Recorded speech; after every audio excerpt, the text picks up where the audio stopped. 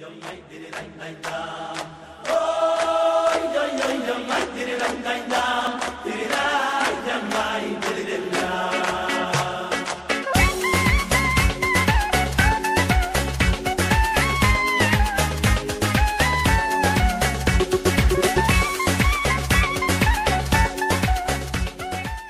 lá então. Essa Paraxá Kedoshim, eu falei até no início do serviço, né? Paraxá estilo Velozes e Furiosos. Isso aqui é ligar o turbo e enfiar o pé, porque tem muita coisa nela, mesmo. Eu vou tentar começar pelo texto que o Zohar traz. As primeiras palavras dessa Paraxá. Interessante é que quando a gente pega uma Paraxá, a impressão que dá é que tem N assuntos sendo tratados dentro da Paraxá. E a maioria das vezes faz parecer que esses assuntos não têm nada a ver um com o outro. E não é assim. Na verdade, toda a Paraxá é uma sequência. A ordem em que as mitzvot, a ordem em que as transgressões são numeradas, na verdade está mostrando uma sequência de fatos, uma coisa que leva a outra. Então, no final das contas, o que a Torá poderia ser resumido em pouquíssimas palavras. E esse resumo seria basicamente o seguinte: não se afastem de mim. Palavras, obviamente, de Kadosh Baruch Hu, né? Não se afastem de mim, é basicamente isso. Toda a Torá, o Eterno vai trabalhar explicando o que afasta, como não se afastar, e em caso de afastamento, como voltar. Isso é basicamente a Torá. Basicamente a Torá. Os sábios vão explicar, especialmente no Zohar, que quando Kadosh Baruch Hu criou o mundo, ele criou o mundo mesclado, porque era preciso fazer algo para que o alvo seja alcançado. A gente nunca pode esquecer qual é o alvo. O alvo é que a gente faça um trabalho de elevação para que haja mérito, não é? O que a Torá explica? E o Kadosh Baruch Hu, quando ele desejou criar, ele desejou, na verdade, doar o seu bem maior, mas ele não tinha para quem doar. Então ele cria, a criação é gerada para que houvesse um cli, um recipiente que pudesse receber o que ele, como doador, quer doar. Então ele cria todo o sistema que hoje nós chamamos como universo, mundo, enfim. Portanto, para que essa criatura receba esse bem maior, mas não seja o pão da vergonha, porque esse é o problema, isso seria um problema, o Eterno criou um sistema através do qual a criatura possa receber, mas como alguém que conquista a luz, como alguém que conquista esse bem, não como alguém que recebe como um pão da vergonha, sem nada que a faça merecer. Então, essa é a base de tudo. O alvo, portanto, é que a gente recobre a consciência, a verdadeira consciência que a gente pensa ter, na verdade, ainda é uma mistura muito grande de cenário com realidade. Recobrando a consciência, a gente refaça o caminho de volta a ele mesmo, porque ele é o ponto zero, ele é o ponto de partida de onde tudo veio, bendito seja. Não é isso? Ele é o ponto zero, ele é a raiz e a fonte de toda a existência. Viemos dele, o trabalho é voltar para ele. Só que o trabalho é voltar para ele, só que agora consciente.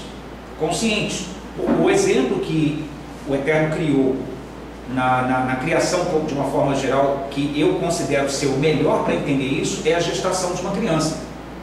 Se você parar para observar, uma criança quando está no ventre da mãe, quando ela é ainda um feto, embora ela já tenha alguns sentimentos, embora ela já consiga, conforme o feto vai se desenvolvendo, né, ela começa a reconhecer a voz do pai, a voz da mãe, não é isso? Ela consegue perceber até o sentimento que a mãe tem, mas ainda assim é uma coisa muito... ela recebe ela nunca sente fome, porque a comida já está pronta ali para ela, ou seja, ela não faz absolutamente nada, ela só recebe. Então é basicamente essa a situação na qual o homem, para a qual o ser humano foi trazido. Inicialmente, quando o ser humano foi criado, ele foi criado nesse nível de feto, vamos dizer assim, perfeito, pleno, mas sem nenhuma necessidade de nenhum esforço, porque já era completo, pleno, já recebia tudo de graça. Pão da vergonha, isso é chamado na Kabbalah de pão da vergonha. Então o Eterno faz com que esse feto nasça, se transforme num ser humano, cresça, se transforme num adulto e tenha que trabalhar, tenha que entender as coisas, tenha que desenvolver seu intelecto, tenha que crescer e amadurecer para compreender as coisas e então começar a buscar essa presença divina pela própria consciência. Aí sim, quando ele alcança isso, ele alcançou por seu próprio mérito. Então, essa é a base. Nessa paraxá, as primeiras palavras dela, conhecidíssimas, porque várias paraxós começam assim, né? Vai da beira Adonai el Moshe lemor, e disse o Eterno a Moshe para falar. Tudo que o Eterno traz a Moshe é para ser falado, lemor para falar. Então ele diz, que é para dizer a todo o povo de Israel, a toda a congregação, a todos que se chamam Israel, e aí vem a palavra Kedoshim, e ele explica o porquê: sejam santos, porque eu sou santo. Por que a palavra começa assim? Por que o texto começa assim? No Zohar, o texto começa da seguinte maneira: ele diz, sereis santo. Rabi Eleazar citou aqui o texto, olha que interessante, primeiro versículo da Torá, quando ele diz aqui, Alechem Kedoshim, sereis santos. Essa é a primeira mitzvah que aparece nessa paraxá. Paraxá, daí daí o nome da paraxá ser Kedoshim. É a palavra central, é o foco central da paraxá. Mas olha a relação que Rabi Eleazar, aqui no Zohar, vai fazer com essas duas palavras, sereis santos. Rabi Eleazar citou aqui o texto, não sejas como o cavalo e como a mula que não tem entendimento. Tem a ver uma coisa com a outra. Então aqui a gente já percebe uma coisa extremamente importante. Santidade não tem muita coisa a ver com atos, pelo menos não com atos externos. Santidade é muito mais uma transformação interior do que propriamente os atos. Os atos têm que ser uma consequência. Vanís, isso é uma coisa que todo mundo sabe. Ok, sabe mesmo? Porque todo mundo concorda com a ideia de que caráter, moral, ética não são coisas externas. Que uma pessoa pode até ser muito correta por fora, por causa muitas vezes do ambiente em que ela vive. Ou seja, ela está numa empresa, ela está no meio de uma comunidade, ela está em algum lugar e ela quer chegar a um determinado alvo, ela quer chegar a um determinado cargo, ela quer receber um determinado benefício, ela quer alcançar uma determinada coisa que para ela é importante. Então ela começa a desenvolver todo um tipo de comportamento que ela percebe que é o comportamento mais aceitável para aquele lugar. Isso não é ética, isso não é moral. Na verdade existe uma segunda intenção por baixo, isso na verdade é uma coisa completamente errada. Mas na cabeça, para quem olha, vai achar aquela pessoa perfeita. Mas na verdade ela está mal intencionada. Ela tem mas o cargo que ela quer é um cargo bom. Não interessa, ela está mal intencionada. Ela só está agindo de forma correta porque ela quer chegar num lugar que, para chegar nesse lugar, ela tem que agir daquele jeito. O que significa que, se não houvesse aquele cargo, ou se ela não tivesse esse interesse, ela talvez não agiria daquela maneira. Então nós não estamos falando disso. Nós estamos falando de uma coisa que a pessoa exterioriza porque ela é, não porque ela interpreta que é. Todo mundo concorda com esse ponto. Ok, mas até aí não se disse muita coisa. Porque tudo bem, eu tenho que ser realmente aquilo que eu externalizo. Mas como é que se faz isso? Como é que eu consigo trazer para dentro de mim algo que realmente me faça verdadeiro nos meus atos? Como é que eu consigo que os meus atos sejam a exata imagem do que eu sou? Uma coisa, não confunda aqui o que eu estou querendo dizer, porque uma coisa é querer que uma pessoa seja perfeita. Isso não existe. Ok? Isso não existe. Penso eu que mesmo um tzadik, a alma dele é pura e perfeita, mas dentro de um corpo humano ele está ligado a certas limitações e é provável que durante a vida dele ele tenha alguns tropeços. Talvez, por ser um tzadik, ele tenha mais facilidade de se recuperar disso. E tão rápido e com uma teshuvá tão perfeita que de repente não fique mancha nenhuma na sua alma. Pessoas comuns, como nós, infelizmente, já não temos esse privilégio. Nossas almas são almas bem maculadas, nós temos almas que precisam de muita correção. Ok? Mas nós não estamos falando de questão de perfeição. Até porque o nosso próprio Sidur, na nossa reza de Shaharit, nas preliminares de Shaharit, diz lá: Elokai neshamash natata b'tehorahi. Deus meu, a alma que tu me deste e em mim insuflaste, pura tu a fizeste. Então a alma, de uma forma geral, ela é pura. A alma, de uma forma geral, é pura. só que ela é colocada em contato com uma coisa que é impura, o corpo. Ela é colocada em contato com uma coisa que é dualista, o mundo. Ela é colocada em contato com coisas que possuem o bem e o mal. Daí até a alma ser chamada de bem e o corpo ser chamado de mal. Então existe, o mundo foi criado dessa forma, com escuridão e com revelação, com bem e com mal, com branco e preto, alto e baixo, frente e costas, esquerda, direita. Então é um mundo de opostos. É um mundo de opostos. Mas por que é assim? Porque quando o Eterno determinou que o alvo fosse alcançado, esse alvo deveria ser alcançado da seguinte maneira: o bem, ele tem que ser retirado de dentro do mal. O mal esconde o bem. As trevas esconde a luz. O rigor esconde a bondade. O pecado esconde a justiça. Sempre vai ser assim. Uma vez que, se você consegue remover, se você consegue confrontar o bem com o mal, o bem tem o poder de suplantar o mal. Exemplo disso, a gente tem um mundo em que a gente liga a televisão, as notícias são sempre, ou quase sempre, coisas ruins. Quase sempre são tendenciosas. Hoje a gente tem um jornalismo aqui no Brasil extremamente tendencioso, né? Não se dá mais notícias, se dá opinião sobre os outros, se faz crítica, ao invés de simplesmente noticiar e deixar as pessoas pensarem e terem a chance de chegar ao raciocínio, eles já jogam o raciocínio e tentam assim mover a cabeça das pessoas. Mas a questão é que quando uma notícia boa aparece, alguém que fez algo muito bom aparece, isso comove todo mundo. E pelo menos naquele momento, todas aquelas más notícias desaparecem e aquela boa notícia ganha um foco gigantesco e muitas vezes foi uma coisa pequenininha, né? Quando você vê na rua, às vezes uma coisa, às vezes um animalzinho é capaz de fazer você esquecer o mundo e perceber um ato de bondade, perceber uma coisa bonita, e isso é que é mais interessante, muitas vezes um amor enorme dentro de um serzinho considerado por muitos como insignificante, e muitas vezes está dando lição ao ser humano, não é? O mundo tem sido assim. Então, toda vez que o bem é colocado em confronto com o mal, o bem suplanta o mal. Se a Hesed é colocada em confronto com o rigor, a Hesed suplanta o rigor, e assim vai, em todos os sentidos. Se você tem um quarto escuro, até o exemplo que o Albert Goslan, professor de Kabbalah, do site Kabbalah Mashia, ele dá, que é bem fácil de compreender. Se você entra num quarto totalmente escuro e você acende uma lâmpada, acabou a escuridão, não é isso? Mas para que a escuridão fosse dissolvida, foi preciso que a luz fosse colocada em confronto com a escuridão.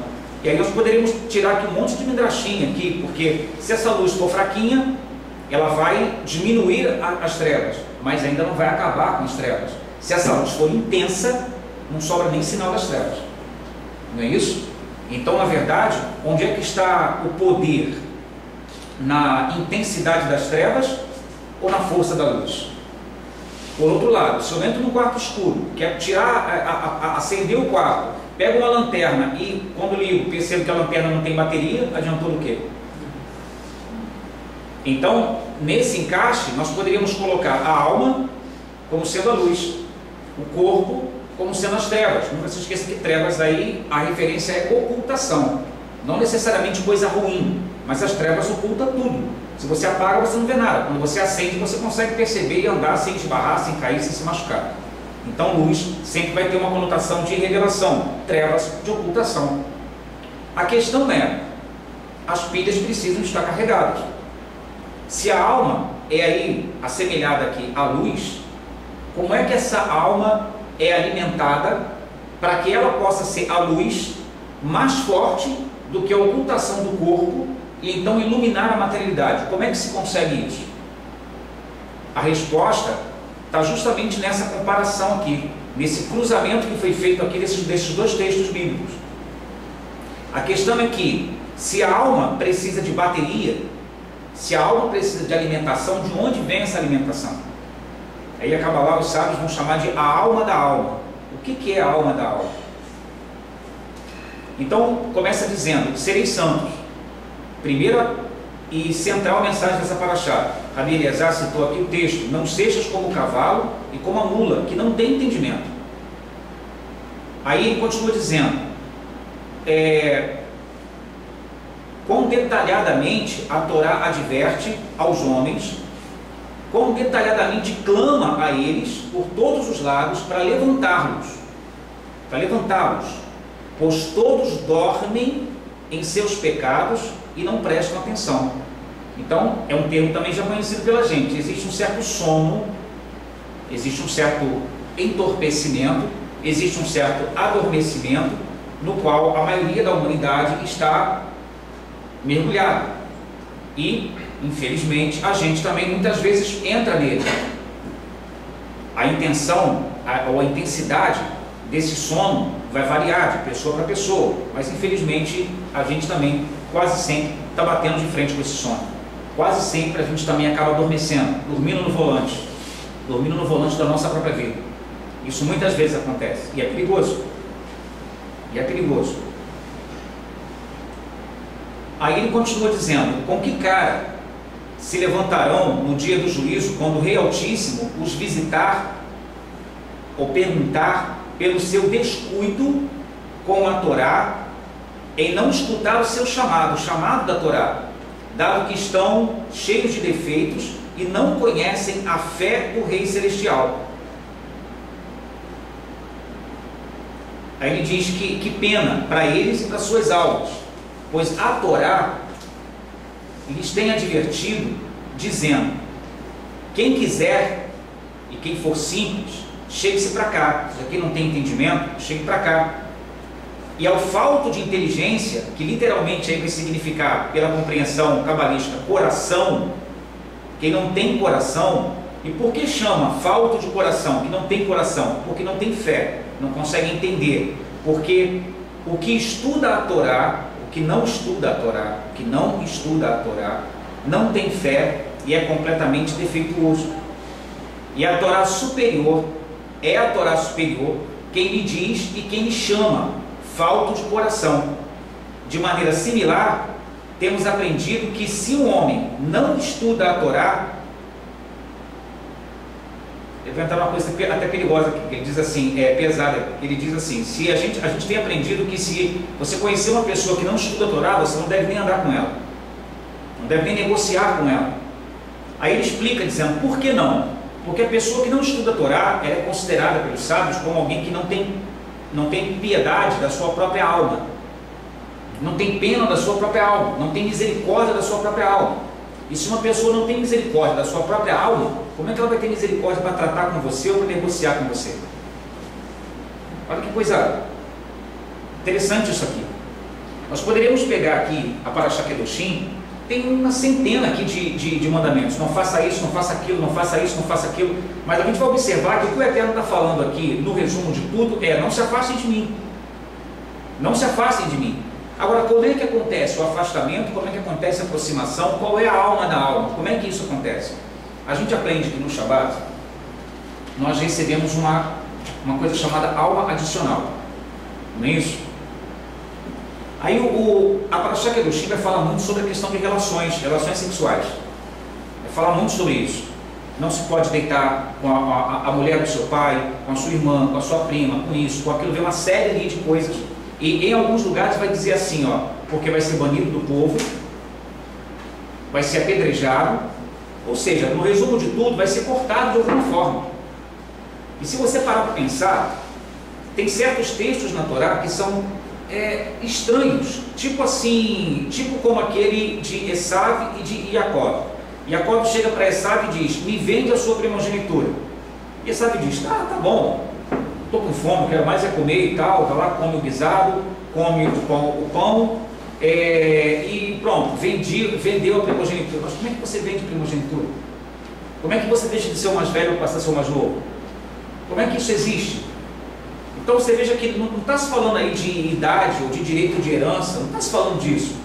O que está se falando aí é que Jacó vivia a necessidade da responsabilidade, o peso do que existia nos ensinos do seu pai, Yitzhak, e que tinha que ser passado para a próxima geração, que se dependesse de Esav, não seria passado. Se dependesse de Esav, não seria passado. Esaú queria aquele conhecimento para poder dominar os outros a partir dele. E é o que Esaú, é o que simboliza hoje o nome Esaú no mundo. Pessoas que usam sabedoria, entendimento, conhecimento para dominar os outros. Por isso a bênção que vai para Esaú diz: você vai viver pela sua espada, por aquilo que ele consegue defender com a sua própria língua. E se a gente observar, existe um paralelo muito interessante entre Esaú e Ismael, porque os dois vivem pela espada. Ismael pelo arco, Esaú pela espada. Os dois roubam, os dois tomam a força, né? Nessa ideologia, do conceito aí que é mostrado. Infelizmente, existe essa coisa de tomar pela força. Mas o que Jacó vivia era: eu preciso trabalhar com isso e passar isso para a próxima geração. E Jacó, ele era chamado de caseiro, de doméstico, porque ele ficava em casa e ele estudava os segredos da Torá nas tendas de Shem, na Yeshivá de Shem, filho de Noa. E aí de novo vai vir aquela história, que eu não quero entrar nesses detalhes aqui, mas eu não entendo como é que se faz essa diferença de Bnei Noa para judeu, uma vez que nas tendas de Shem, que é portanto Ben Noa, e Abraão estuda nas tendas de Shem, e Jacó estuda nas tendas de Shem. Então qual é a diferença? Eu vejo a única diferença que eu vejo é pessoas que assumem uma determinada responsabilidade e outras que não. Pessoas que vão até um determinado nível, outras que não. Mas isso é cada um com cada um, é cada pessoa com Deus. Mas vamos voltar para o nosso assunto. A questão é, no Shabat, no dia em que o Eterno separa, se você observar nessa paraxá, ele vai ser lembrado umas 3 ou 4 vezes, lá dos meus Shabatot. E aí os sábios até dizem que quando diz Shabatot, está se referindo ao Shabat de baixo e ao Shabat de cima. Porque tudo que existe aqui embaixo existe um princípio que o inicia em cima. Então, várias vezes ele vai ser repetida essa questão. No Shabat se recebe uma alma adicional. No Shabat acontece uma série de coisas que faz de fato do Shabat um dia diferente dos outros. No Shabat, a gente vê isso, por exemplo, naquela reza que é Wagner, diz que toda a rigidez é travada no Shabat. Que nenhum acusador, nenhum tipo de autoridade reina em quaisquer mundos. Ou seja, mesmo que exista uma autoridade criada por Hashem para punir ou para fazer algo, no Shabat essa autoridade tem que se calar. Porque no Shabat reina apenas a porta do salão real aberto e a possibilidade de todos aqueles que desejam entrar. Essa coisa de dizer que é só para esse grupo aqui, para aquele grupo, não é, isso não existe. Isso não existe. E essa paraxá mostra isso. Analisa o mundo como nós conhecemos hoje, que você vai ver a quantidade de juízos que tem sido derramados sobre o mundo. Quando você lê as proibições trazidas em Kedoshim, fica claro porque o mundo está do jeito que está. Relações ilícitas acontecem para todos os lados. Pornografia nós temos para todos os lados. Falta de justiça, falta de honestidade, corrupção acontece por todos os lados. Falta de trato, falta de amor com o próximo, falta de consideração com o todo, isso existe por todos os lados. Desrespeito com a natureza, por todos os lados. Kedoshim fala de tudo isso. Kedoshim fala de tudo isso. Existe a necessidade, quando se fala, por exemplo, do fruto, em Israel, você planta uma árvore, os 3 primeiros anos dessa árvore são considerados não cachê, são considerados impuros. Você não pode comer o fruto nos 3 primeiros anos. O que é produzido no 4º ano, que você vai colher no quinto você come. Por quê? Os sábios dizem que os 3 primeiros anos, a energia que vem é das 3 quilipotes impura. Você não deve comer.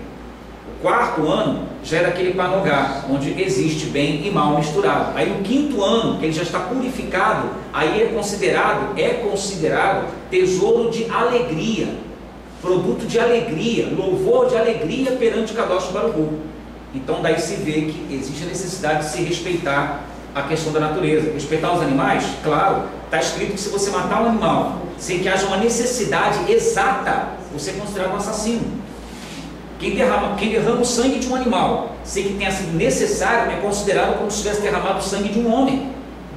Aí a gente olha para o mundo ao redor e vê por que o mundo está do jeito que está. Aí eu pergunto de novo, as leis da Torá são só para judeus? Não. Se todas as pessoas observassem, nós teríamos um mundo de justos. Nós teríamos um mundo equilibrado. E aí é interessante, porque quando a gente vai para outros povos, para outros países, onde existe uma certa consciência, onde existe mais respeito, você vê que o lugar é diferente.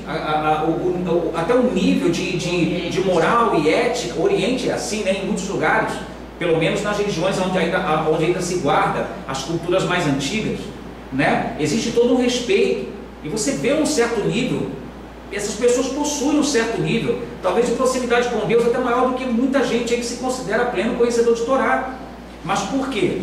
Talvez não tenha a consciência exata, mas cumpre o que está escrito, mesmo sem saber. Tudo isso a Parashá Kedoshim fala. Agora veja bem, no Shabat recebe-se a chamada alma adicional. Segundo os sábios, falando de uma forma assim, muito resumida, essa alma adicional é como se fosse, poderíamos chamar, fazendo aqui uma alegoria, é como se fosse um armazém de energia ou de suprimento extra, que durante os 6 dias nós não teríamos. Esse suprimento extra também poderia ser chamado de uma alma mais elevada, muito mais elevada, que não tem os empecilhos, que não tem as barreiras que a nossa alma comum tem. Então é como se a gente fosse ligado, a nossa alma ainda defeituosa, ligada a uma alma perfeita. E aí as revelações que vão chegar até o nosso intelecto vão ser muito maior. É quando a gente consegue dar um salto real no nível de consciência. Aí as pessoas poderiam dizer, então essa aí é chamada alma da alma. É a alma que alimenta a alma, que vai alimentar o corpo. Porque se o bem, vamos lá, seguindo o raciocínio do Zohar, se o bem em contato com o mal suplanta o mal, se a alma que representa o mundo superior, que representa a árvore da vida, a árvore da vida é o mundo espiritual, é o mundo da alma. A árvore do conhecimento do bem e do mal é o mundo do corpo, é o mundo físico. Então, se a alma simboliza a fonte espiritual, o bem, a luz, a revelação, a clareza, por que o corpo tem suplantado a alma? Porque pela teoria do Zohar, o bem é que suplanta o mal. A Hesed é que suplanta o rigor. Por que o contrário tem acontecido? É a lanterna sem pilha. É a lanterna sem pilha. Aí alguém poderia dizer, poxa, para mim, que coisa? Então a gente está 6 dias na mão do corpo. E só um dia que a gente alcança essa alma adicional. Não. Observe o que diz aqui. Vamos ver de novo o que diz aqui o Zohar. Serei santo. Rabi Eleazar citou aqui o texto. Não sejas como o cavalo e como a mula, que não tem entendimento. Um cavalo e uma mula faz tudo o que você manda ele fazer, mas basicamente ele nem sabe o que está fazendo, ele simplesmente faz. Não é isso? Ele simplesmente faz. Foi criado para carregar carga. Então, o Rabino está dizendo aqui, Rabi Eleazar é filho do Rabi Shimon Bar Yochai, ele está dizendo, não seja como um cavalo, porque você não é um cavalo. Não seja como uma mula, porque você não é uma mula, você não foi criado para ser, você não foi criado para ter o nível de um cavalo, você não foi criado para ter o nível de uma mula, você foi criado para ser um ser humano. E o ser humano, ele está acima do nível mineral, do nível inanimado, ele está acima do nível vegetal, ele está acima do nível animal ao qual pertence o cavalo e a mula. Nós estamos no nível do falante. Mas é interessante, o que existe até um conceito que, então, se for mal colocado, fica extremamente ofensivo, que diz o seguinte: uma pessoa que não busca a Hashem não pode nem ser chamado de ser humano. Isso soa extremamente ofensivo e parece uma coisa no sentido de discriminação religiosa. Não é isso. No entendimento da Torá, no entendimento dos sábios, o ser humano foi criado para sair do ponto de partida onde ele acorda e subir. Os animais não podem se elevar. Você não vai ver um cachorro andando com a Bíblia embaixo da pata indo para Yeshivá. Ele pode até ir para Yeshivá, acompanhando o dono dele, né? Mas ele não vai aprender nada na Yeshivá. Pelo menos não das lições da Torá. Mas ele não foi criado para aprender Torá, então ele não está fazendo nada de errado. Certo? Ele não está fazendo nada de errado. Um cachorro não está pecando por ser um cachorro. Ele foi criado para ser um cachorro. E ele não tem capacidade de ser mais do que um cachorro. Um cachorro não vai se elevar e se tornar um leão. Não existe isso. Ele é um cachorro. Quando o ser humano não cumpre o seu papel e não se eleva, quando o ser humano não cumpre o seu papel e não faz com que o seu nível de consciência decole, ele acaba descendo. Sabe aquele ditado que a gente sempre diz? Para você ir para trás, basta você ficar parado? É basicamente isso, em qualquer sentido da vida. Se você não estuda, você não se aperfeiçoa, né, nas questões profissionais, a mesma coisa no mundo espiritual. Se você não procura estudar, se você não procura mergulhar no que o Eterno tem trazido, porque a libertação real e verdadeira não está numa oração que diz sai para lá, sai isso e sai aquilo. Não existe isso. As meditações cabalísticas, elas fazem um efeito tremendo, mas não adianta uma pessoa só sentar e dizer, vou ficar meditando o dia inteiro. Não adianta. A meditação por si só não resolve. Você precisa estudar, porque se você não estuda, você medita em quê? E o que adianta a pessoa chegar e dizer, toma aqui um nome sagrado, medita aqui nessas letras? Você fica. Mas por que você está meditando? O que elas significam? Por que elas foram colocadas juntas? Se você não sabe, você não tem a kavaná, você não tem a intenção. Se você não tem a intenção, sua meditação é vã. Então a base sempre vai ser o estudo. Por isso ele faz essa comparação. Não seja como o cavalo e como a mula. Por quê? Porque eles não têm entendimento. Aí ele segue dizendo, quão detalhadamente, né, quão insistentemente a Torá adverte aos homens, quão detalhadamente clama a eles e por todos os lados, para levantá-los, para erguê-los, elevação, pois todos dormem em seus pecados e não prestam atenção. Ao contrário do que muita gente pensa, por isso eu insisto em dizer, a Torá é só para judeus, porque quem é que vai se apresentar perante o Eterno no dia do juízo final? São só judeus? Todas as pessoas, todo mundo. Ah, mas tem só as 7 leis, está escrito onde?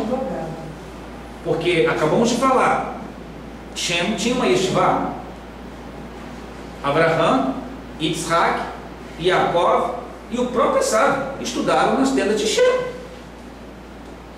E detalhe, Noa oferece sacrifícios. Se a Torá não é para o menino Noa, por que o próprio Noa está dando um mau exemplo para os filhos então? Não tem sentido. Não tem sentido. A Torá é a Torá. Se todas as pessoas cumprissem o que está na Torá, eu não estou falando de rito não, eu estou falando, porque os ritos, eu já vou chegar na questão dos ritos, eu estou falando nessas questões aqui, que são coisas simples, porque se a Torá diz, não se deite com a mulher da sua mãe, não se deite com a mulher da sua mãe. Ah, mas peraí, isso é uma coisa absurda, uma pessoa que faz isso, tá, tem pessoas que até não se deitam, mas que imaginam. Então acaba sendo a mesma coisa. O Zohar vai explicar o seguinte, na sequência do Zohar aqui, ele vai explicar o seguinte, os rabinos, por que os judeus têm mania de usar o chapéu com a aba para baixo? Os casados usam o chapéu com a aba para baixo, para não observar as mulheres, porque eles dizem, se você observar a beleza de uma mulher, à noite você fosse deitar com a sua mulher, pode ser que você se deite com a sua mulher pensando na mulher que você viu na rua, e aí se essa mulher engravidar, a alma que veio vai ser uma alma complicada, você trouxe uma alma com curto-circuito. Agora, se você se deita com a sua esposa e os seus pensamentos são santos, sua esposa tem seus pensamentos santos e existe ali a intenção de ter um filho, a kavaná, a intenção, a coisa sendo feita de forma correta, pode atrair a alma de um tzadik. E se você atrai a alma de um tzadik, você está trazendo uma pessoa para essa terra que vai ajudar a trazer mais luz para essa terra, portanto você está cumprindo o seu papel. Daí a importância da educação dos filhos. A questão, e eu acho isso aí a parte mais bonita dos ensinamentos do Zohar nessa paraxá. Se no Shabbat existe a alma adicional, mas essa alma adicional ela pertence ao Shabbat. Ou seja, só vai receber essa alma adicional quem entrar no Shabbat. Quem ficar fora dele não vai receber. É preciso entender isso, a gente tem que entrar no Shabbat. E aí eu não estou entrando em detalhe aqui, gente, eu não quero entrar em detalhe de, mas eu trabalho, aí quando eu chego em casa já passou a hora de acender. Eu não estou entrando nesses detalhes. Cada um tem a sua batalha, cada um tem a sua vida, cada um tem o seu tikkun. E talvez seja esse justamente o seu tikkun para você vencer e chegar lá. Talvez seja justamente a tristeza que você sente, se você sente, por não conseguir fazer, e a vontade que você tem que esteja sendo recebida nos céus. Agora não fique só nisso. Trabalhe, peça, chore diante do Eterno, faça um esforço para que você possa chegar lá, porque o Eterno é poderoso para te dar essa condição. A questão é, se a alma adicional pertence ao Shabat, e essa alma adicional é a alma da alma, a alma que alimenta a alma, para que a sua alma tenha a condição de alimentar o corpo, ou seja, suplantar o corpo, então eu preciso entrar no Shabat para poder receber essa alma adicional. Eu preciso saber como me conectar com o Shabat, porque não é um dia comum, não é, entrar no Shabat não é vir à sinagoga, porque você não precisa necessariamente vir à sinagoga para entrar no Shabat. Você pode estar em casa e estar no Shabat. Você pode estar na sinagoga e fora do Shabat. Não é verdade? É uma conexão de alma. Nós estamos falando de uma conexão de alma. Agora, como é que uma pessoa se conecta com o Shabat? Está escrito: quem não cozinhou na sexta-feira, comerá o que do Shabat? Quem não se preparou, não tem Shabat. Porque você não pode acender fogo no Shabat, como é que você faz? Ah, vou comer no restaurante. Você vai pagar como? Não pode. Ah, mas o camarada do restaurante não é judeu, não tem problema não. Está escrito que você não pode botar tropeço. Essa paraxá diz: não coloque tropeço diante do cego. Quem é o cego? O que não pode ver. Aquele que não sabe, isso é também uma alegoria. Aquele que não sabe é considerado aquele que não pode ver. Então, se o cara está trabalhando no sábado, ele não faz nem ideia do que é sábado, aí você se aproveita da ignorância dele para você poder servir dele no sábado, na minha opinião, você está errando também. Você está levando uma pessoa a cometer um erro. O ideal seria que ele também pudesse estar em casa ou do teu lado estudando Torá. Ah, mas lá em Israel, a gente não entra nesse negócio. Vamos ficar na Torá. Se está errado, está errado. Não importa o que fulano faz, o que Beltrano diz, o que você dá, porque lá em Israel, porque lá na Inglaterra, isso não interessa. Interessa o que está na Torá. Se está na Torá, está na Torá. E a Torá diz que é para a gente não colocar tropeço diante do cego, nem amaldiçoar o surdo. O surdo também é aquele que não consegue ouvir. Ao invés de criticar uma pessoa que não consegue ouvir a Torá, o que você pode fazer para ajudá-lo para que ele comece a ouvir? Isso tudo é para Shakedoshim. Então, como é que a gente faz então com essa questão dos 6 dias? O Zohar vai trazer um segredo que é maravilhoso. Eu acho maravilhoso. Eu vou fazer de tudo para tentar cumprir isso, porque é difícil. Você chega em casa, você está morto de cansado, você quer dormir. Mas o Zohar diz o seguinte: quem se esforça nos 6 dias comuns, e os 6 dias comuns são seus, você faz dele o que você quiser, eles são seus, obviamente, entre aspas, né? Quiser, entre aspas, vai fazer besteira nos 6 dias que são seus, mas são seus para você trabalhar, para você cuidar da sua vida, para você gerar dinheiro, para você pagar suas contas, para você botar comida na sua casa, são seus. O Eterno te deu esses 6 dias. Mas aí o Zohar diz o seguinte: aquele que se esforça, daqui a pouco a gente vai cantar isso aqui na Cântico dos Degraus. Aquele que se esforça e de noite estuda a Torá, o Eterno se ocupa das suas necessidades. Por quê? Porque o Eterno quer mais que você estude. Aí o Zohar explica que quem faz isso, cumpre uma coisa que o Zohar diz, que é o seguinte: quando a matriarca se une com o rei, o Kadosh Baruch Hu se torna rei de toda a criação, de todas as dimensões, e o seu nome é um. O que significa isso? Quem é a matriarca que se une com o rei? A matriarca é um símbolo do Zohar que simboliza a Shekhinah, a presença divina, a comunidade de Israel, a Sefirah de Malchut, o lugar onde existe o nosso mundo. E quem é, portanto, o rei? O rei, no Zohar, era Rabbi Shimon Bar Yochai, o cabalista por excelência.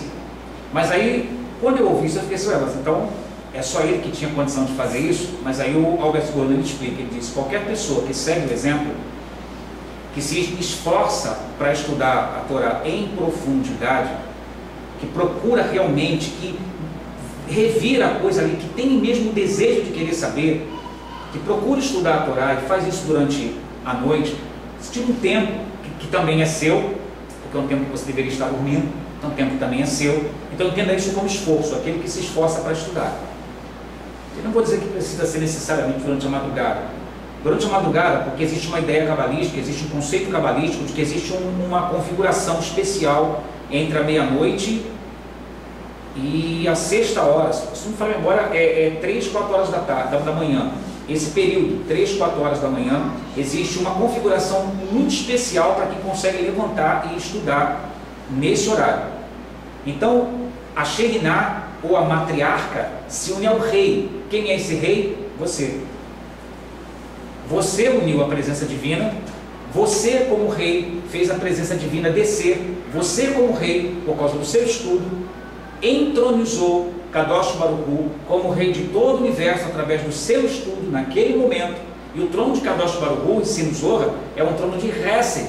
Então naquele momento quem reina é Hesed, bondade. A Gevurah, o rigor, o juízo é suplantado.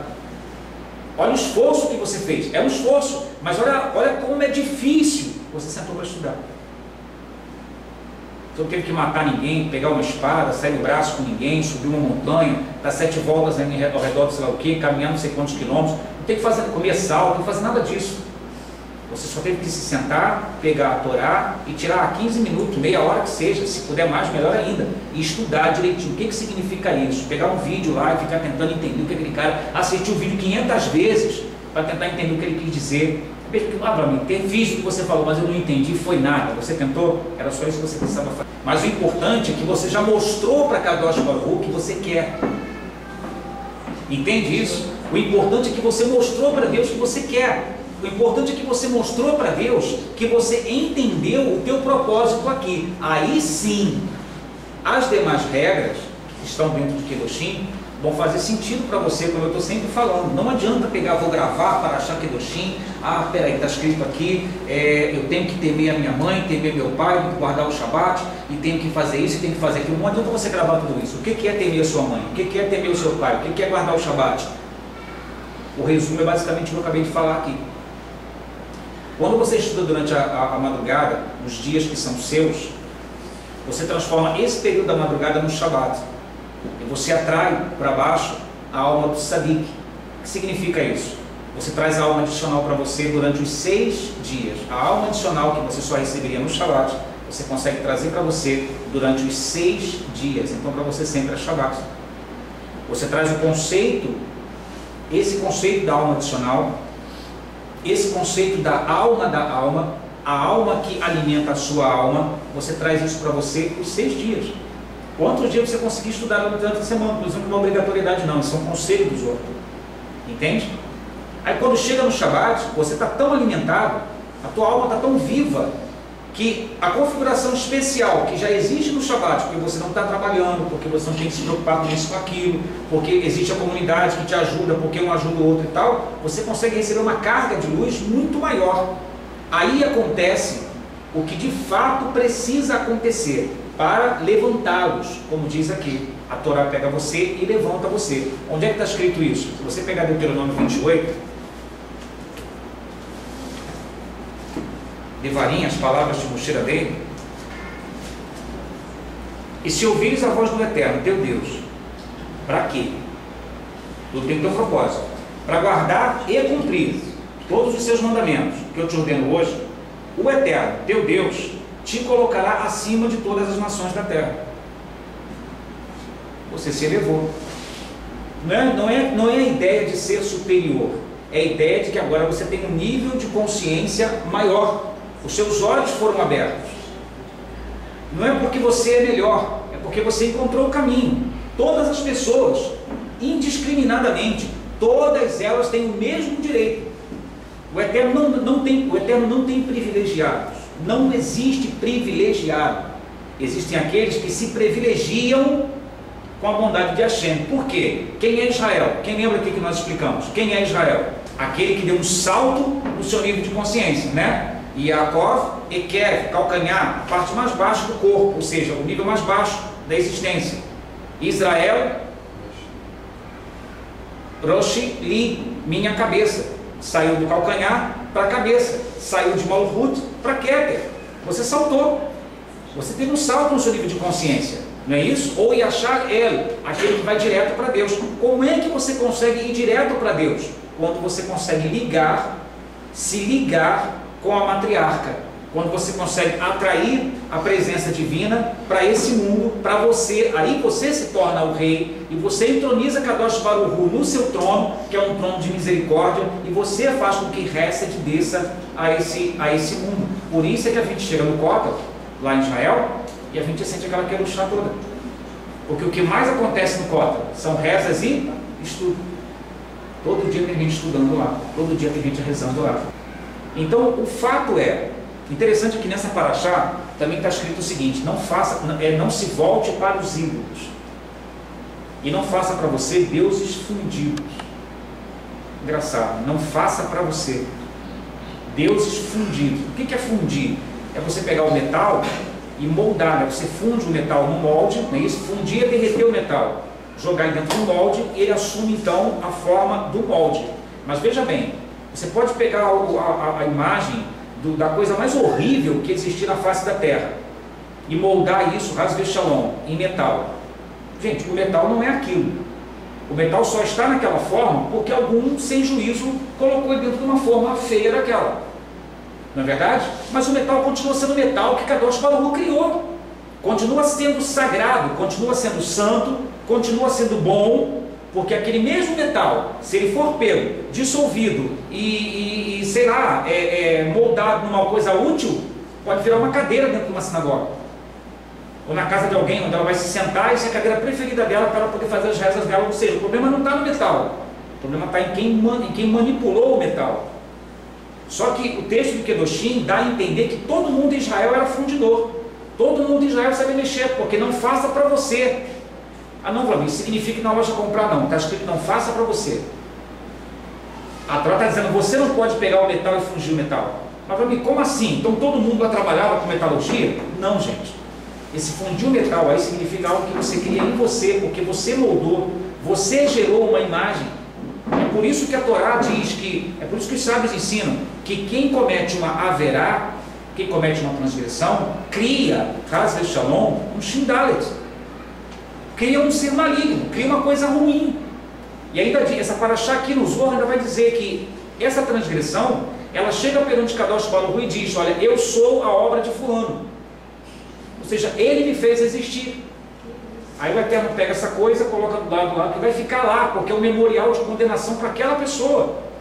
Da mesma maneira, veja, entende agora o que significa criar um Shindalet? Da mesma forma diz, quem pratica uma mitzvah, ou seja, uma avodá, um serviço a Hashem, ele gera um malar. Malar é um anjo, é um mensageiro. Essa mitzvah sobe até Kadosh Baruch Hu e diz, eu sou a obra de fulano. Fulano me fez existir. Está vendo eu, essa boa ação aqui, existo porque aquele cidadão lá me fez existir. E isso fica como um memorial perante Hashem, um memorial de justiça para aquela pessoa, um testemunho para aquela pessoa. Entendeu agora o que é Yom Kippur? Esses dois memoriais são comparados. Qual dos dois estão mais pesados? Só que é o seu memorial e é o memorial do mundo e do planeta inteiro. Observa, gente, que depois de Yom Kippur, olha o que acontece depois de todo ano, todo Yom Kippur, presta atenção, enchente, quebradeira, um monte de destruição acontece depois de Yom Kippur. São juízos lançados contra a humanidade. Porque a balança pendeu para o lado contrário. E observa, infelizmente, quando acontecem desgraças, quando acontecem tragédias, existe uma comoção mundial, todo mundo começa a ajudar e tal, não sei o que, a balança se equilibra de novo. Somos nós que criamos o desequilíbrio. Então, qual é a ideia do Kedoshim? É engraçado, gente, porque quando a gente começa a explicar, se você sentar com um cabalista no nível de Avraham Karamovitz, eu considero aquele camarada, ele não é um ser humano, ele parece é um computador, cara, eu admiro ele demais. Ele começa a citar, ele diz, está escrito em Maseret, não sei o que, página tal, capítulo tal, e diz o título, ele não pega o livro, ele não pegou o livro para ler. Ele tem atrás dele um caminhão de livros que ele mexe naqueles livros, ele já sabe que tudo está escrito ali, na cabeça, na cabeça. Aí quando você lê que o Tzadik tal, fulano de tal, lá do ano não sei o que, tinha todo o Talmud na cabeça, a gente fica assim, pô, Mas eu estou começando a acreditar nisso sem problema nenhum. Porque tudo que aquele homem cita, ele sabe o texto inteiro onde está escrito. Ele não pega o livro para ler, ele simplesmente cita. Se você pegar o livro Resta de Parabraham dele, é de uma complexidade, a linguagem é tão técnica que é muito difícil de entender. Mas é interessante. Você quer conseguir, não é burlar, não é suplantar, não é passar por cima, não é ignorar, mas você quer conseguir o mesmo nível de acesso ao mundo espiritual, mesmo que você não tenha capacidade para ter todo esse conhecimento, porque eu não me considero capaz. Simplesmente se esforce para estudar a Torá. Só isso. Vlamir, de 1000, eu só consegui entender 0,5. Você conseguiu entender. Claro, Alexandre. Mesmo que você não tivesse conseguido entender nada, você se expôs à luz. O segredo é se expor à luz. O Albert Gozlan, ele dá um exemplo interessante, que ele diz assim: se você trancar numa sala um ignorante e um sábio, quem é influenciado por quem? Será que o sábio se torna ignorante? Não tem como, ele já é sábio. Mas e o ignorante? De tanto conversar com o sábio, o que vai acontecer com o ignorante? Ele vai se transformar num sábio. Então, mesmo que você não tenha capacidade neste momento, mas se você se expõe à sabedoria, a sabedoria é a sabedoria, o ignorante somos nós. Então nós é que seremos afetados. Nós é que nos tornaremos sábios em contato com a sabedoria, mas a gente precisa pelo menos querer mostrar para a Hashem que a gente quer o contato. E aí vai acontecer coisas com você, como eu já citei aqui algumas vezes, de lá atrás você dizer assim: olha, eu acho que tal coisa é assim. E você meio fica com medo de falar isso, que você pensa: eu li isso aonde? Não li em lugar nenhum, mas eu tenho certeza que é assim. Aí passam anos, você pega um livro do sábio não sei quem, que está escrito lá no livro as mesmas palavras que você citou lá atrás, sem nunca ter lido em lugar nenhum. Você, de alguma maneira, a sua alma se conectou com a alma desse sábio. De alguma maneira você fez uma conexão em algum momento que você estava estudando. Nem tudo vem pelo intelecto, muita coisa vem direto do Eterno. O Eterno pode achar que você mereceu e Ele pode querer te dar um presente. É isso que se explica quando diz: quando você se aproxima de Kadosh Baruch Hu, como a característica dele, básica, bendito seja, é de doação, só de você se aproximar dele, você já começa a receber, você não precisa pedir. Se você parar para pensar, se você pegar o Deuteronômio 28, me mostra aqui onde é que está o momento em que eu peço alguma coisa. Vamos lá. E se ouvires a voz do Eterno teu Deus, para guardar e cumprir todos os seus mandamentos que eu te ordeno hoje, eu pedi alguma coisa? Eu ouvi. O Eterno teu Deus te colocará acima de todas as nações da terra. Eu pedi alguma coisa? O Eterno vai colocar. E virão sobre ti todas essas bênçãos e te alcançarão. Eu pedi alguma coisa? Pois, porque obedecerás à voz do Eterno teu Deus. Aí começa: bendito na cidade, bendito no campo, bendito para entrar, bendito para sair, bendito a amassadeira, bendito teu filho, bendito tua esposa, bendito tua mesa, bendito tudo. Você não pediu nada. E aí eu fico pensando, gente, às vezes, hoje nós somos tão fracos, nós estamos tão nivelados por baixo, que hoje a gente tem livros especiais só de pedidos. A gente tem no nosso serviço diário de Shacharit Mihayavit pedidos. Sabe por quê? Se a gente precisa pedir, é porque a gente não está obedecendo. Se a gente obedecer, vem. Se a gente obedecer, a gente recebe. É engraçado falar isso. Estou falando isso para mim também, gente. Eu não estou dizendo que...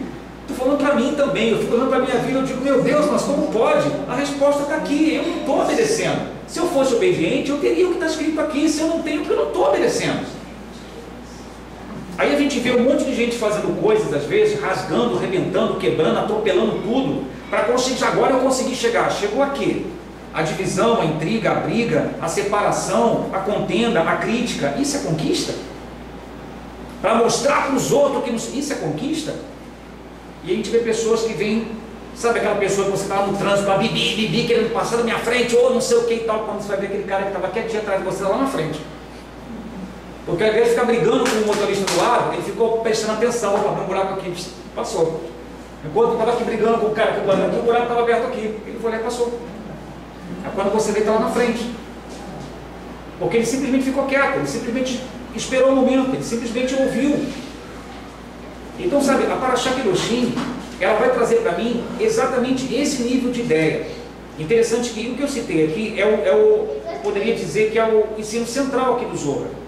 Ele diz, se você estudar, você se conecta, o Alter Ego, que escreveu o Licuteia Marim, o Tânia, ele diz o seguinte, aquele que se envolve com a Torá, se envolve com o intelecto divino, e é envolvido pelo intelecto divino da mesma forma. Se você abraça o intelecto divino te abraça. Ou seja, se você parar para pensar, naquele momento você se misturou a cabeça de Kadosh Baruch Hu. Quando se fala de intelecto divino, Serra, nós estamos falando de Keter, Hormah e Binah, as três sefirot superiores.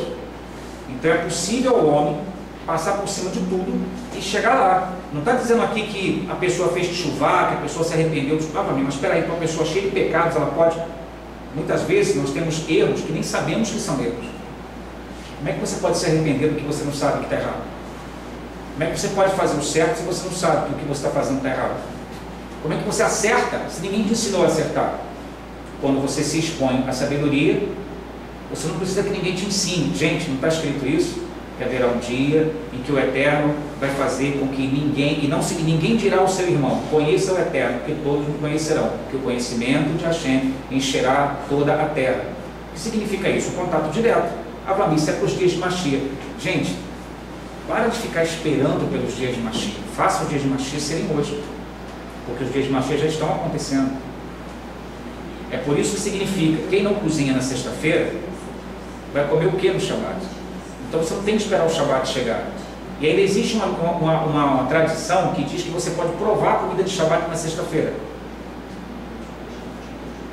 Todo mundo que faz a comida, a esposa lá em casa, lá, ou até o marido que também ajude, né? Ele vai provar para ver se está bom. Não.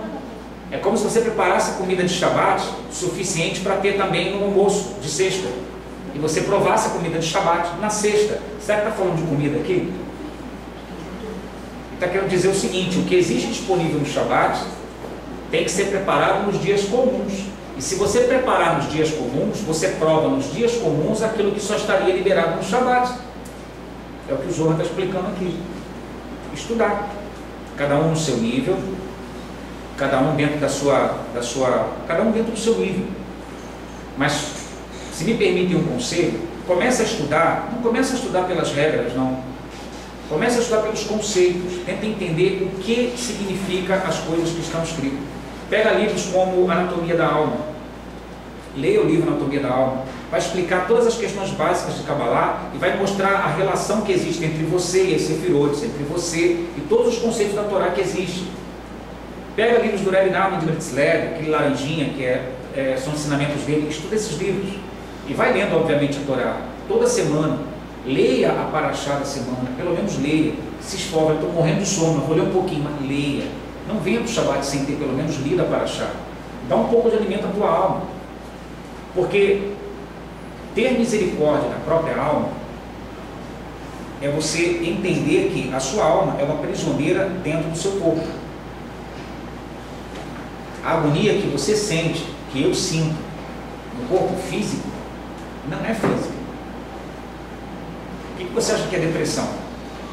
É um problema psicológico da modernidade por causa... É a agonia da alma. Porque a tua alma, que é Shaharit Mihayavit, a tua alma, que é santidade, a tua alma, que é Kiddush, a tua alma, que é Torá, que é os segredos dos céus, mas o teu corpo, que é comida, bebida, sexo, dinheiro, é o teu corpo. O teu corpo não vai se elevar e virar a tua alma. Ele não foi criado para ser tua alma, foi criado para ser teu corpo.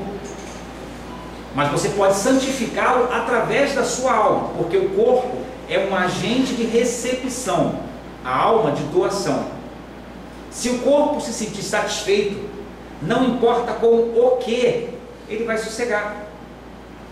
É por isso que algumas pessoas usam drogas, porque no momento das drogas, ele se sente bem, o corpo se sente saciado, então tudo bem. Depois que aquele barato, como se fala, depois que o barato passa, ele volta a ter agonia, porque ele cai numa realidade de novo. Então qual é o lance? Qual é a ideia? O que está por trás disso aí então?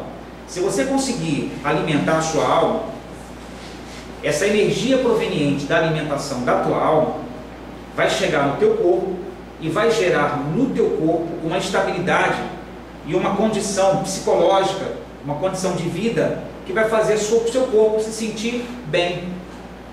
Aí o teu corpo vai querer Shaharit Mihayavit, porque no final das contas o que ele quer é receber. Ele está recebendo, então está tudo certo. O teu corpo é um agente de recepção, tua alma é um agente de doação. Mas nunca se esqueça, o Zohar também vai falar aqui, que quando a gente tenta trazer, existe até uma história muito bonita sobre Shimon Bar Yochai, que quando foi decidido no céu várias vezes que a alma dele tinha que descer, e foi um quebra-pau tremendo das forças opositoras que não queriam deixar que a alma de Shimon Bar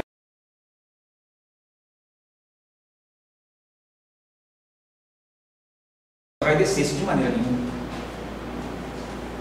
Quando a alma de um outro homem chamado, se não me engano é Yitzhak Levi de Berdichev, o Davi de Berdichev, eu não vou lembrar o nome dele direito agora, né? A história dele é linda, a mesma coisa. Não queriam deixar. A tradição diz que raça branca sem presença perante o céu, diz Hashem, ele não pode descer. Se ele descer, acabou, não posso fazer mais nada. O meu trabalho fica nulo, não tem mais nada que eu possa fazer. E o Eterno diz, tudo bem, eu não vou deixar que ele se expanda tanto, ele vai ficar só dentro de uma determinada área. Então você veja que já existiam homens nessa terra que naturalmente, tranquilamente poderiam ser chamados de Mashiach. Mas eram homens. E toda vez que vem alguma coisa muito santa descendo dos mundos espirituais para o mundo físico, forças de oposição vão tentar impedir isso. Então não pensa também que vai ser só abrir a Bíblia que a alma adicional já vai chegar. Não pensa que é tão fácil assim, que também não é. É preciso haver um certo esforço. Você vai começar a estudar, vai dar cansaço, vai dar sono. Ontem eu tive que puxar o... Não é sempre que acontece, mas às vezes acontece. O conselho que eu poderia dar, desde que você não trabalhe dirigindo no dia seguinte, né? Que vai ficar complicado, mas sentou para estudar, o sono foi embora, a noite está tranquilo, a situação está favorável para o estudo, continua. Eu tenho que acordar às 5 da manhã, 3 horas eu não parei ainda, continua. Se o Eterno te deu a possibilidade, continua. Fica tranquilo que você vai conseguir trabalhar no dia seguinte. Ontem ela estava dando já 1 hora da manhã, eu falei, chega, senão não vou conseguir fazer as rezas amanhã. Fui deitar, mas eu acho que sou meio covarde a respeito dessas coisas. Eu tenho que aprender a ter coragem também a respeito disso. Porque não tinha sono, eu fui deitar e fiquei rolando na cama para um lado e para o outro, era para ter voltado para estudar. O Eterno estava querendo ensinar, então queira aprender. Entende? Esse é o detalhe. Então muitas regras para a gente aprender são, mas antes de aprender as regras, primeiro faça a conexão, porque as regras farão sentido. Sem conexão, as regras são apenas regras. E aí se torna pesado, cansativo, sem sentido, e a gente já sabe onde isso vai dar. Tem um monte de gente quebrada hoje por causa disso. Tem um monte de gente arrebentada hoje por causa disso. Então o que a gente tem que fazer também, não ser esperto, no sentido, não, veja, aquelas pessoas ali foram por causa das regras, olha como é que ficou. É por isso que eu não quero nem saber disso. Não, não é isso não. Não é isso não. Talvez eles tenham ido da maneira errada, mas se as regras existem, elas são importantes. Não é a ideia não é essa. A ideia é, eu vou alimentar a minha alma para que eu tenha carcaça para poder receber toda a responsabilidade que existe nas regras. Porque, para finalizar, vou explicar isso. Nós já citamos isso um tempo lá atrás. Eu vou explicar não.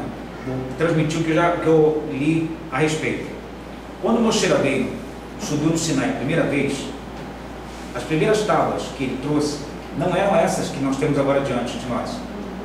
Era uma Torá do nível Sod. Não tinha todos esses mandamentos que tem nessa Torá, não tinha, porque era uma Torá do nível Sod.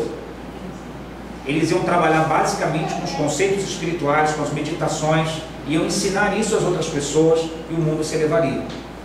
Infelizmente, o bezerro de ouro aparece no meio do caminho, que é a tentativa da materialização irresponsável de conceitos espirituais fora do seu conceito, do seu contexto.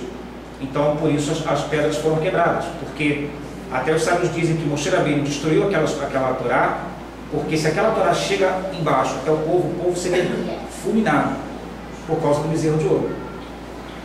Lembra que santidade perto de impureza, a santidade prevalece. A impureza vai ser fulminada. Só que a impureza estava no povo, então o povo seria fulminado.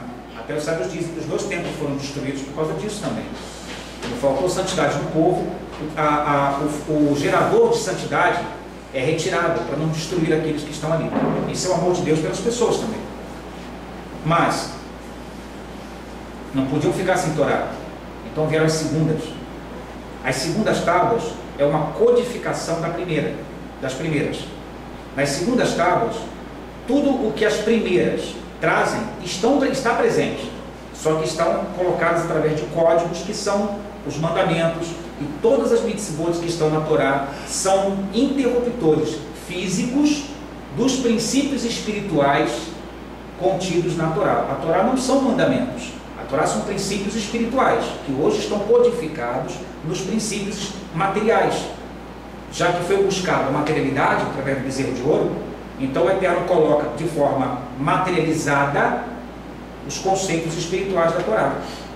Por isso o Zohar vai dizer, existem vários sacrifícios, mas o sacrifício o que é superior a todos os sacrifícios, é por isso que se diz que o ensino e o estudo da Torá é superior a todas as mitzvot.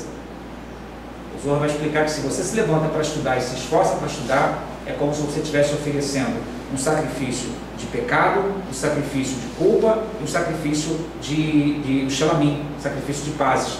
É como se você tivesse feito todos os sacrifícios de uma vez só perante o Kadosh Baruch Hu. Tem o mesmo valor de todos os sacrifícios. Aí algumas pessoas não entendem quando dizem assim, mas como é que vai ser? Quando o Mashiach chegar aqui, o templo vai ser reconstruído, vai continuar tendo aquele monte de sacrifícios? Não, mas espera aí, mas está escrito que a Torá jamais vai passar, então tem que continuar tendo. Não, espera aí, calma. Tem um sacrifício que é um sacrifício por pecado, involuntário, mas ainda assim é pecado. Se as pessoas não pecarem, precisa oferecer o sacrifício? Todo mandamento é condicional, não é isso? Você oferece um hatat se você fez uma transgressão. Você oferece um sacrifício de culpa se você está na dúvida se você pecou ou não. Você oferece um sacrifício de pazes porque você quer agradar o Eterno. Mas se você consegue, através do seu estudo, alcançar isso, você precisa agora sacrificar a vida do animal? Então não é que os mandamentos vão deixar de existir. É que o que faz com que eles aconteçam não vai existir mais. Então se não existe a culpa, não existe a necessidade de pagar o preço, porque o preço vai estar pago, não está escrito, todos me conhecerão, porque o conhecimento do Eterno encherá toda a terra. Então qual é o segredo? O Shabat, o grande Shabat, é justamente esse momento, quando o Mashiach chega, o espírito de impureza é retirado e as pessoas conseguem ter um nível de consciência extremamente elevado. Sexta-feira é o dia que nós estamos vivendo agora. Vamos cozinhar agora para a gente poder comer o Shabat. Vamos nos elevar agora. Vamos levar a sério cada coisa que a gente tem. Saiu do banheiro, faz a sua Netilat Yadayim. Acordou de manhã, faz a sua Netilat Yadayim. Faz as rezas, se esforça, mesmo que seja um pouquinho, faz a parte que está te sendo mandada, que é uma coisa tão simples, por exemplo, lavar a mão. Isso é uma coisa tão boba. Ela retira todas as impurezas que se agregaram às suas mãos durante as horas que você dormiu. Boba. Às vezes você pega o Sidur, hoje eu fiz o Shaharit inteirinho, página por página, tudo que eu podia ler. Fez dentro da Tchadai? Não. Adiantou? Eu não vou dizer que não adiantou, porque o Eterno é misericordioso demais. Mas, não está escrito, Isaías 59, as mãos do Kadosh Baruch Hu não estão atadas, seus ouvidos não estão agravados, para que não possam ouvir mais os vossos pecados. Ou seja, as suas atitudes criam uma barreira. Ou seja, a simples lavagem de mão pode quebrar todo o teu shaharit. Você ficou 3 horas fazendo shaharit, shaharit mais lindo da sua vida, mas você não lavou as mãos. Você estava impuro, e impuro você não poderia ter entrado no Santo dos Santos, porque você estava rezando, você entrou no Santo dos Santos. E se você entrou no Santo dos Santos impuro, você não atrai o Hesed, você atrai o Gevurah. Você atrai o rigor, você atrai o juízo. Percebe como é que a coisa é séria? Se a gente parar para pensar, a coisa não é complicada como parece, ela é simples. Eu me levanto e faço Netilat Yadayim. Agora eu vou fazer as minhas rezas. eu vou entrar no Santo dos Santos e vou atrair Hesed, porque eu obedeci. Só porque eu sou santo, não, é porque eu obedeci. Não é o que diz o Deuteronômio 28? Porque obedecestes a voz do Senhor teu Deus. É só porque eu obedeci. Então essa é a ideia. É possível, é possível. Hoje nós não temos o que esses sábios aqui, Shimon Bar Yochai, nós temos muito mais do que eles tinham naquela época. Primeiro porque nós temos o que eles não tinham, porque eles tiveram que descobrir tudo isso. E hoje nós temos a revelação dessas coisas através do que eles lutaram para ter. E hoje você está indo para o trabalho, você põe um fone de ouvido, você escuta um vídeo de alguém ensinando alguma coisa. Não é isso? Você volta para casa, a mesma coisa. Você tem livrinho de bolso para carregar no seu bolso. Você, sei lá, as possibilidades são infinitas. Eles não tinham isso naquela época. Nós temos. Nós temos. Então vamos valorizar a misericórdia que a gente tem hoje diante de nós e vamos acionar os botões certos, gente. A gente pode fazer com que a matrona, como diz aqui, quando a matrona se une ao rei, o rei é você, porque você trouxe a Shekhinah até, você se uniu com a Shekhinah e fez a benevolência divina descer. Você sentou Kadosh Baruch Hu no seu trono de resto. Ok? Então, ser santo. O que é ser santo? É não se afastar do conhecimento. Porque quando você conhece, você se corrige. Não existe como se corrigir sem ter conhecimento. Você só pode acertar quando você sabe o que é certo. Você só deixa de errar quando você entende o que é que está errado. Simplesmente deixar de fazer, porque alguém disse não faça, isso não é acertar. Porque muita gente para de fazer uma coisa, mas ela continua querendo fazer. Então isso não é ter, você não mudou. A tua essência continua desejando o erro. Mas quando você entende e a coisa entra na tua consciência, você percebe, caramba, realmente isso aqui, poxa, pronto, agora você teve uma elevação no teu nível de consciência. Aquele memorial que havia contra você é apagado. Aquele memorial foi apagado. É transformado em mitzvah. Porque no momento em que você tomou consciência, você se arrependeu, Teshuvah. Teshuvah é uma mitzvah. Esse memorial de transgressão vira um memorial de justiça. E assim a gente vai fazendo a balança pendendo do lado bom. Entende? Baruch Hashem? Baruch Hashem.